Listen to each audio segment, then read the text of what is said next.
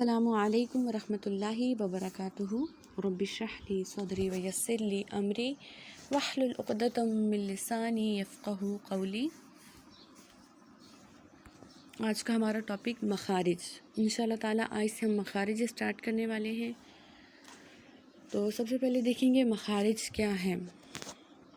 मखारिज मुखरिज की जमा है और मुखरिज के मायने हैं निकलने की जगह, यानी कि मुंह के वो हिस्से जहाँ से हरूफ अदा हों। कौन से हरूफ? अरबी के 29 हरूफ, अलिफ से लेकर या तक। अरबी में कुल 29 हरूफ होते हैं जिनको निकालने की जगह यानी कि जिनके मखारिज 17 हैं। 17 मखारिज हैं और उन मखारिज से यानी कि उन निकलने की जगहों से 29 हरूफ अदा होते हैं।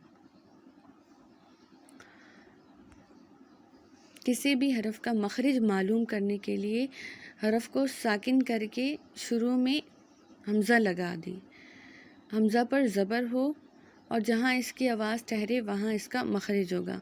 मसलन अगर हमारे पास अलिफ़, ठीक है, अलिफ़ को अरबी में हमज़ा भी कहते हैं, ठीक है।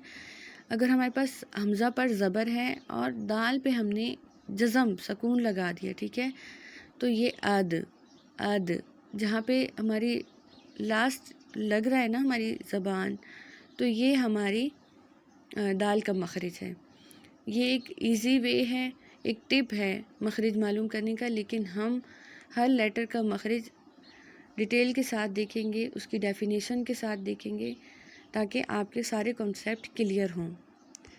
आज इंशाल्लाह ताला कुछ अल्फाज की हम प्रैक्टिस करेंगे, कुछ लेटर्स की हम प्रैक्टिस करेंगे। तो चलिए स्टार्ट करते हैं। सबसे पहले अलिफ। अलिफ को जल्दी से पढ़ते हैं और ये मुंह के खाली हिस्से से अदा होता है। अलिफ अलिफ।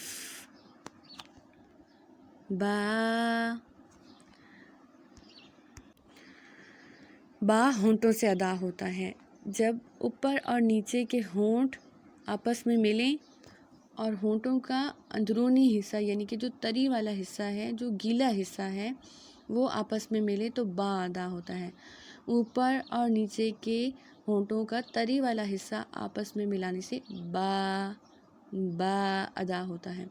यहाँ पे आप देख सकते हैं कि होंठों का जो बैरूनी हिस्सा है वो खुश्क है, लेकिन अंदरूनी हिस्सा गीला है। वो गीला हिस्सा जब ऊपर और नीचे का आपस में मिलेगा तो बा अदा होगा, ठीक है।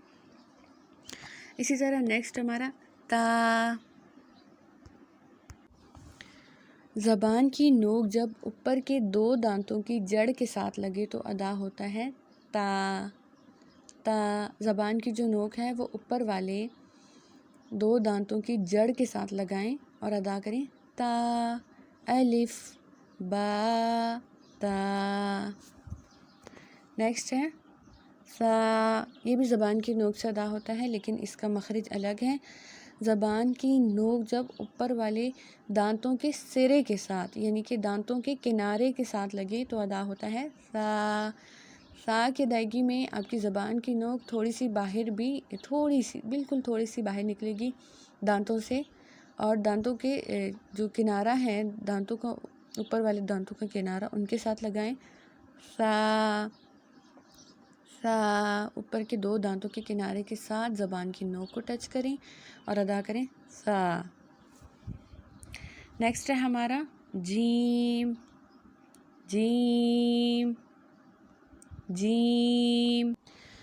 जीम ज़बान के दरमियानी हिस्से से अदा होता है।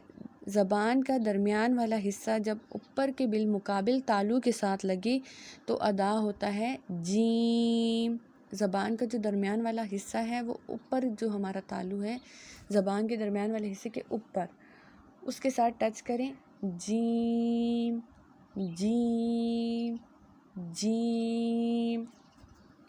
नेक्स्ट हा।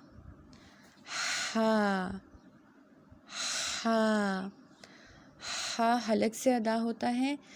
हलक के दरमियानी हिस्से से हा को अदा करें और हा के आवाज़ में रगड़ होती है, ठीक है, इस तरह से हा, सांस की रगड़ मौजूद होती है।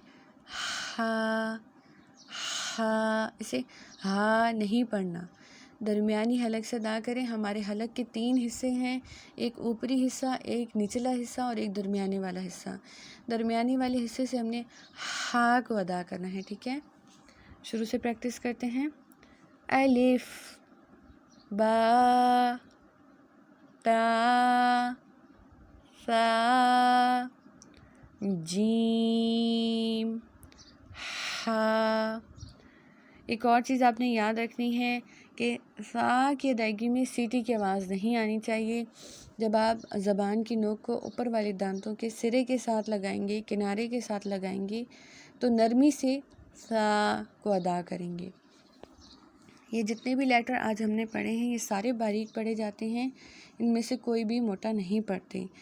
अब जो मैंने आपको बताया है कि अलिफ कहाँ से अदा होता है, बा कहाँ से, ता, ये सब आपने अपनी कॉपी पे लिखना है, ठीक है, ताकि आपको याद रहे। अपनी कॉपी पे लिखना है और जब आप लेसन सुनाएंगे तब भी अपने साथ पढ़ के और बताना है अलिफ कहाँ से अदा होता है, फिर आपने अलिफ को पढ़ के बताना है।